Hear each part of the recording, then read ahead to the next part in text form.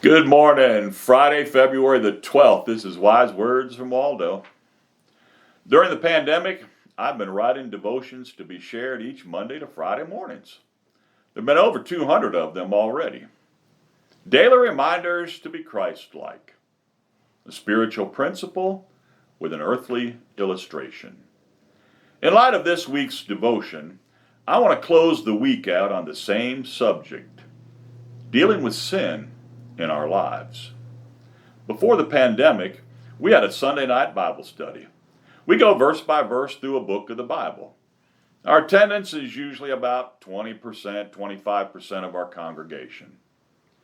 The one time that we had amazing attendance on Sunday night Bible study was some years ago when I did a summer series called The Morals of Mayberry.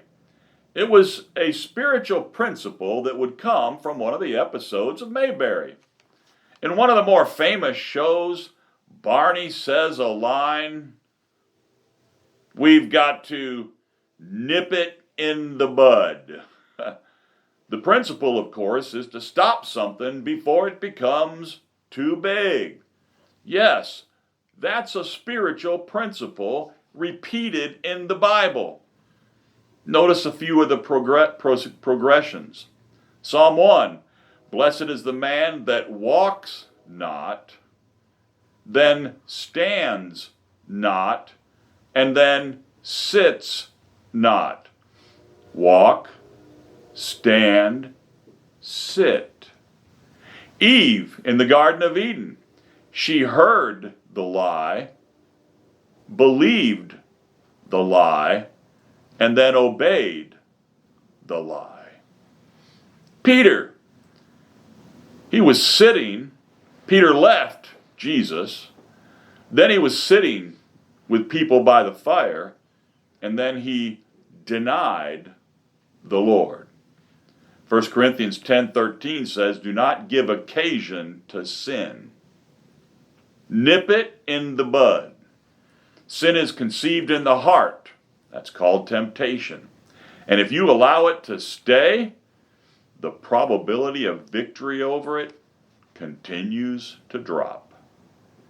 Envy can grow into hatred. An unforgiving spirit will destroy. Sin is a lot like cancer. It grows. And the more it grows, the more difficult it is to overcome. Once you get to be a little older, like me, you get to go to the dermatologist. And they check all those little spots all over you. Why? Because of what those spots have the potential to become. If they were to tell you, oh, you got a small cancer on you, what would you like us to do with it? Well, that's a dumb question. Take it off. Why wouldn't we have the same attitude spiritually about sin? Now stop and think about that.